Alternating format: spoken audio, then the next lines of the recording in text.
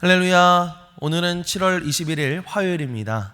오늘도 정심일 예배를 통해 경건의 일상을 살아가시는 우리 큰믿음 유신교회 모든 성도님들을 사랑하고 축복합니다. 다 함께 사도신경으로 우리의 신앙을 고백하며 하나님 앞에 나아가겠습니다. 전능하사 천지를 만드신 하나님 아버지를 내가 믿사오며 그 외아들 우리 주 예수 그리스도를 믿사오니 이는 성령으로 잉태하사 동정녀 마리아에게 나시고 본디오 빌라도에게 고난을 받으사 십자가에 못 박혀 죽으시고 장사한 지 사흘 만에 죽은 자 가운데서 다시 살아나시며 하늘에 오르사 전능하신 하나님 우편에 앉아 계시다가 저리로서 산 자와 죽은 자를 심판하러 오시리라. 성령을 믿사오며 거룩한 공회와 성도가 서로 교통하는 것과 죄 사하여 주시는 것과 몸이 다시 사는 것과 영원히 사는 것을 믿사옵나이다. 아멘. 다 함께 찬송가 423장 찬양하시겠습니다.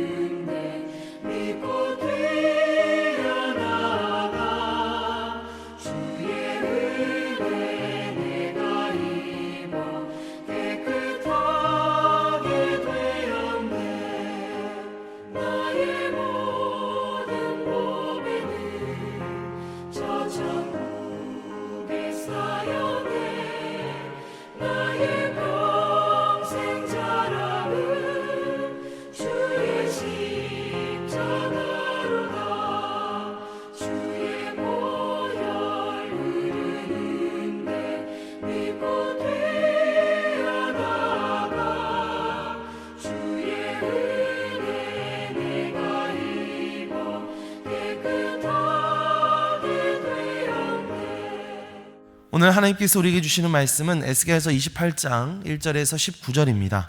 또 여호와의 말씀이 내게 임하여 이르시되 인자야 너는 두로 왕에게 이르기를 주 여호와께서 이같이 말씀하시되 내 마음이 교만하여 말하기를 나는 신이라. 내가 하나님의 자리 곧 바다 가운데 앉아있다 하도다. 내 마음이 하나님의 마음 같은 채 할지라도 너는 사람이요 신이 아니거늘. 내가 다니엘보다 지혜로워서 은밀한 것을 깨닫지 못할 것이 없다 하고 내 지혜와 총명으로 재물을 얻었으며 금과 은을 곳간에 저축하였으며 내 큰 지혜와 내 무역으로 재물을 더하고 그 재물로 말미암아 내 마음이 교만하였도다. 그러므로 주 여호와께서 이같이 말씀하시느니라. 내 마음은 하나님의 마음 같은 채하였으니 그런즉 내가 이방인 곧 여러 나라의 강포한 자를 거느리고 와서 너를 치리니 그들이 칼을 빼어 내 지혜의 아름다운 것을 치며 내 영화를 더럽히며 또 너를 구덩이에 빠뜨려서 너를 바다 가운데서 죽임을 당한 자의 죽음같이 바다 가운데서 죽게 할지라. 내가 너를 죽이는 자 앞에서도 내가 하나님이라고 말하겠느냐? 너를 치는 자들 앞에서 사람일 뿐이요 신이 아니라. 내가 이방인의 손에서 죽기를 할례 받지 않은 자의 죽음같이 하리니 내가 말하였음이니라. 주 여호와의 말씀이니라 하셨다 하라. 여호와의 말씀이 또 내게 임하여 이르시되 인자야 두로 왕을 위하여 슬픈 노래를 지어 그에게 이르기를 주 여호와의 말씀에 너는 완전한 도장이었고 지혜가 충족하며 온전히 아름다웠도다. 내가 옛적에 하나님의 동산 에덴에 있어서 각종 보석 곧 홍보석과 황보석과 금강석과 황옥과 홍만호와 창옥과 청보석과 남보석과 홍옥과 황금으로 단장하였으며 내가 지음을 받던 날에 너를 위하여 소고와 비파가 준비되었도다. 너는 기름 부음을 받고 지키는 그룹이며 내가 너를 세우매 내가 하나님의 성산에 있어서 불타는 돌들 사이에 왕래하였도다. 내가 지음을 받던 날로부터 내 모든 길에서 완전하더니 마침내 내게서 불의가 드러났도다. 내 무역이 많음으로 내 가운데 강포가 가득하여 내가 범죄하였도다. 너 지키는 그룹아, 그러므로 내가 너를 더럽게 여겨 하나님의 산에서 쫓아냈고 불타는 돌들 사이에서 멸하였도다. 내가 아름다움으로 마음이 교만하였으며 내가 영화로움으로 내 지혜를 더럽혔으며 내가 너를 땅에 던져 왕들 앞에 두어 그들의 구경거리가 되게 하였도다. 내가 죄악이 많고 무역이 불의함으로 내 모든 성소를 더럽혔으며 내가 내 가운데서 불을 내어 너를 사르게 하고 너를 보고 있는 모든 자 앞에서 너를 땅 위에 죄가 되게 하였도다. 만민 중에 너를 아는 자가 너로 말미암아 다 놀랄 것이며 내가 공포의 대상이 되고 내가 영원히 다시 잊지 못하리로다 하셨다 하라. 이는 하나님의 말씀입니다. 아멘. 할렐루야. 오늘도 말씀을 듣는 여러분의 심령 속에 성령님께서 주시는 감동이 함께해 주시기를 축복합니다. 에스겔서 26장에서부터 하나님은 두로를 향한 심판의 말씀을 계속해서 선포하고 계십니다. 두로는 오늘날 레바논이라는 나라의 해안 지역에 있었던 페니키아의 대표적인 도시였는데요. 당시 지중해 무역을 통해서 막대한 부를 쌓았던 해상 강국이었습니다. 강력한 해군과 견고한 성벽을 갖춘 이 두로는 당시 사람들의 눈에 좀처럼 무너지지 않을 것 같은 그런 강력한 도시로 여겨졌었죠. 앞선 27장 말씀에서 하나님은 두로가 예루살렘의 멸망을 자신의 이익을 위한 기회로 삼았고 자신들이 쌓아올린 부와 번영을 자랑했다는 사실을 지적하셨습니다. 그리고 오늘 본문에서 하나님의 시선은 그 너머에 있는 두로 왕의 마음을 향하고 계셨는데요. 겉으로 드러난 성공 그리고 그 번영의 중심에 과연 무엇이 자리 잡고 있는지를 살피고 계시는 것이죠. 하나님께서는 두로 왕에 있는 한 가지 죄를 지적하셨는데 그것은 바로 교만이라는 죄였습니다. 자, 성경이 말하고 있는 이 교만이라고 하는 것은 어떤 것일까요? 단순히 자신을 자랑하고 잘난 척하는 그런 태도만을 말하는 것일까요? 오늘 말씀을 통해서 이 교만의 본질은 무엇인지, 교만한 사람은 결국 어떤 결과를 맞이하게 되는지를 함께 살펴보는 시간 되었으면 좋겠습니다. 먼저 두로 왕의 마음을 가장 분명하게 보여주는 2절 말씀을 읽어보겠습니다. 인자야 너는 두로 왕에게 이르기를 주 여호와께서 이같이 말씀하시되 내 마음이 교만하여 말하기를 나는 신이라. 내가 하나님의 자리 곧 바다 가운데 앉아있다 하도다. 내 마음이 하나님의 마음 같은 체할지라도 너는 사람이요 신이 아니거늘. 자, 하나님께서는 두로 왕의 여러 가지 행동들보다 먼저 그의 마음을 지적하고 계시는데요. 내 마음이 교만하여 이렇게 말씀하고 계시죠. 자, 그렇다면 그의 마음 가운데 자리 잡고 있는 교만이라고 하는 것은 과연 어떤 것이었을까요? 자, 말씀을 보시면 나는 신이라 내가 하나님의 자리 곧 바다 가운데 앉아있다 하도다. 자, 두로 왕이 뭐라고 말해요? 나는 신이다. 내가 하나님의 자리에 앉아있다. 이렇게 말했다는 것이죠. 실제로 두로 왕이 자기 자신을 이 창조주 하나님으로 믿었다기보다는 그 누구의 도움도 받지 않고 내 모든 것을 나 스스로 이룰 수 있는 절대적인 존재다라고 스스로 생각을 했습니다. 자, 그런데 왜 두로 왕은 이런 생각을 하게 되었을까요? 이어지는 4절과 5절 말씀을 함께 보겠습니다. 내 지혜와 총명으로 재물을 얻었으며 금과 은을 곳간에 저축하였으며 내 큰 지혜와 내 무역으로 재물을 더하고 그 재물로 말미암아 내 마음이 교만하였도다. 아멘. 이 말씀을 보면 이 두로 왕이 아무런 능력도 없던 사람은 아니었던 것 같아요. 그에게는 지혜와 총명이 있었고 또 국제 모욕을 통해서 막대한 부도 쌓을 수가 있었습니다. 문제는 이 지혜와 재물 자체가 아니었던 것이죠. 하나님께서 허락하신 그 지혜와 성공을 바라보면서 그것을 오직 나의 능력만으로 이루었다라고 하는, 그렇게 생각했다라고 하는 것이 바로 문제였던 것입니다. 하나님께서 주신 것을 내 거라고 착각하기 시작하니까 마치 자신이 하나님과 같은 존재라고 여겨지게 되었다는 것이죠. 여러분, 이것이 바로 성경이 말하는 교만입니다. 교만이라고 하는 것은 단순히 사람들 앞에서 잘난 척하고 그런 것만 의미하는 것이 아닙니다. 정말 내가 가지고 있는 지혜, 건강, 또 재물, 경험, 성취, 이러한 것들이 어디에서부터 왔는가, 이러한 것들이 어디에서부터 왔는가를 잊는 것이 곧 교만인 것이죠. 그 모든 것들을 하나님께서 주셨고 하나님의 은혜로 우리가 여기까지 올 수 있었던 것인데 그저 내 힘만으로, 내 능력만으로 살아왔다고 생각하는 것, 그게 바로 교만이라는 것입니다. 그래서 하나님은 9절 말씀을 보면 두로 왕에게 날카롭게 질문을 던지십니다. 9절입니다. 내가 너를 죽이는 자 앞에서도 내가 하나님이라고 말하겠느냐? 너를 치는 자들 앞에서 사람일 뿐이요 신이 아니라. 아무리 많은 것을 가지고 높아졌어도 두로 왕은 하나님이 아니라 한 사람에 불과했다는 것이죠. 그의 지혜도 재물도 튼튼한 성도 그의 생명을 지켜줄 수는 없었습니다. 그러면서 하나님은 그에게 자신이 누구인지를 다시 깨닫게 해주죠. 나는 너를 치는 자들 앞에서 사람일 뿐이요 신이 아니니라. 사랑하는 성도 여러분, 두로 왕의 모습을 보면서 한편으로 우리 자신의 모습을 좀 돌이켜볼 수 있었으면 좋겠습니다. 하나님께서 우리에게 정말 많은 것을 주셨는데 그 모든 것을 어느 순간 내 것처럼 여기고 살아가지 않았습니까? 지금까지 쌓아온 능력이나 경험, 재산, 지위, 이런 것들이 정말 오직 내 능력으로만, 내 노력으로만 이루어진 것처럼 그렇게 생각하고 있지는 않습니까?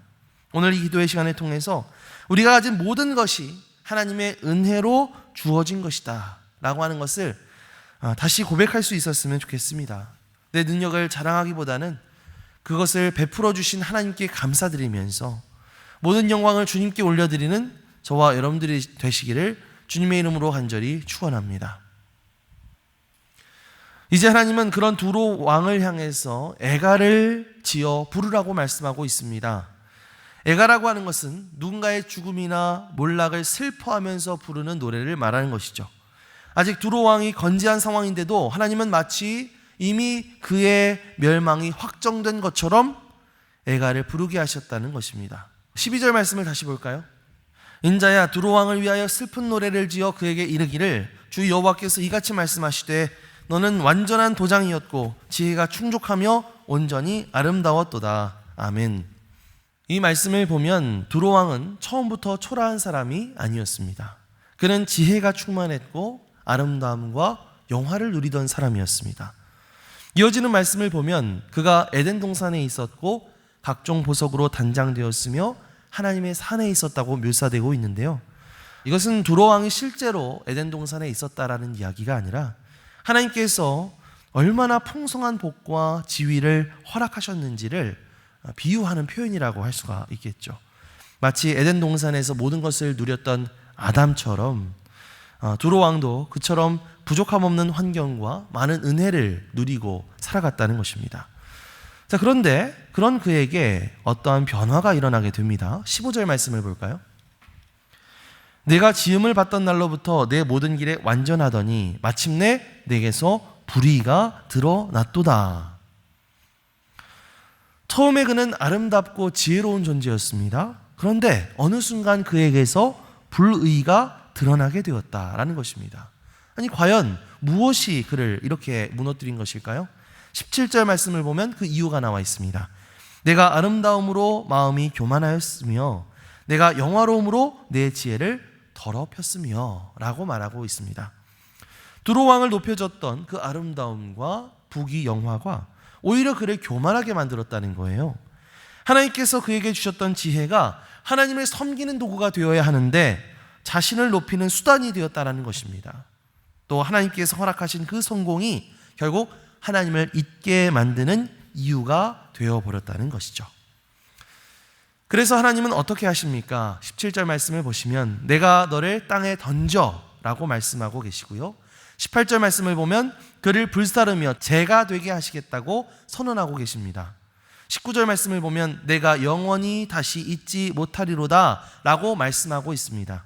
스스로 하나님의 자리에 올라가려고 했었던 두로 왕을 하나님은 오히려 가장 낮은 곳으로 끌어내리시겠다고 말씀하고 있는 것이죠. 사랑하는 성도 여러분, 여기서 우리는 그 교만함의 끝이 결국 무엇인지를 발견하게 됩니다. 교만은 사람을 높여주는 것처럼 보이지만 결국 그 사람을 무너뜨리죠. 내가 나를 높이기 시작하는 순간 하나님께서는 내가 원래 어떤 존재인지를 깨닫게 하십니다. 하나님 없는 내가 얼마나 연약하고 얼마나 부족하고 얼마나 비천한 존재인지를 일깨워 주신다는 것이죠.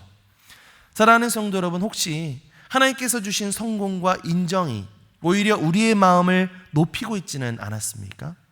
하나님이 우리에게 은혜를 베풀어 주셔서 그래서 우리가 여기까지 올 수 있었던 것인데, 그런데 하나님께서 나에게 은혜로 주신 것을 붙잡고 어느 순간인가 하나님보다 나 자신을 더 높이면서 그렇게 살아가고 있지는 않았습니까? 성경을 읽어보면 우리는 두로 왕과는 전혀 다른 삶을 살았던 한 분을 발견할 수가 있습니다. 그분이 누굴까요? 바로 예수 그리스도이시죠. 두로 왕은 사람이면서도 나는 신이다 이렇게 말하면서 스스로 하나님의 자리에 올라가려고 했습니다. 그러나 예수님은 어떻게 하셨습니까? 원래 참 하나님 자신이시면서도 그 높음을 주장하지 않으시고 자신을 비워서 종의 형체로 사람의 모습으로 이 땅 가운데 오셨습니다. 그리고 십자가에서 죽기까지 자기 자신을 낮추신 분이셨습니다. 그래서 빌립보서 2장 말씀을 보면요, 하나님께서는 그런 예수님을 오히려 지극히 높이셨다라고 말씀하고 있습니다. 두로 왕은 자신을 높이려다가 오히려 낮아지게 되었지만 예수님은 자신을 낮추셨기 때문에 하나님께서 그분을 높이신 것이죠. 사랑하는 성도 여러분, 이것이 바로 하나님 나라의 원리인 줄 믿습니다. 스스로 높아지려는 사람은 자꾸만 낮아지지만 하나님 앞에서 자신을 낮추는 사람은 하나님께서 가장 좋은 때에 그를 높여주실 줄 믿습니다. 사랑하는 성도 여러분, 우리의 삶의 왕자에 누가 앉아 있는지를 한번 돌아보았으면 좋겠습니다. 나는 어느새 내 생각, 내 능력, 내 계획을 가장 앞장 세우면서 그렇게 살아오지는 않았는가? 내 삶의 왕자에 정말 주님이 계신 것이 아니라 내가 올라와 있지는 않았는가? 우리가 돌아볼 수 있었으면 좋겠습니다. 그러면서 오늘 이 기도의 시간을 통해서 정말 우리가 우리의 마음의 왕좌에서 겸손히 내려와서 예수 그리스도를 우리의 마음의 참된 왕으로 모셔드리는 시간이 되었으면 좋겠습니다. 예수님께서 우리에게 보여주셨던 그 겸손의 마음을 본받아서 하나님 앞에 끊임없이 내 자신을 낮추고 내 삶의 모든 주권을 주님께 맡기며 살아갈 수 있는 그런 저와 여러분들이 되시기를 주님의 이름으로 간절히 축원합니다.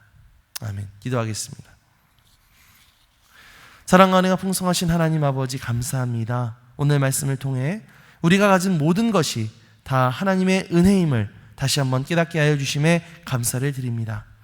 여전히 우리 마음 가운데 자리 잡고 있는 교만한 마음들을 주님 용서하여 주시고 하나님께서 우리에게 주신 것을 내 것인 양 자랑하면서 살아왔던 모습을 회개하며 나아가게 하여 주옵소서. 예수 그리스도를 우리의 삶의 왕으로 모시고 날마다 주님 앞에서 겸손히 자신을 낮추며 살아가게 하여 주시옵소서. 감사드리며 이 모든 말씀 우리 주 예수 그리스도의 이름으로 기도드리옵나이다. 아멘. 하늘에 계신 우리 아버지여, 이름이 거룩히 여김을 받으시오며 나라가 임하시오며 뜻이 하늘에서 이루어진 것 같이 땅에서도 이루어지이다. 오늘 우리에게 일용할 양식을 주시옵고 우리가 우리에게 죄 지은 자를 사하여 준 것 같이 우리 죄를 사하여 주시옵고 우리를 시험에 들게 하지 마시옵고 다만 악에서 구하시옵소서. 나라와 권세와 영광이 아버지께 영원히 있사옵나이다. 아멘.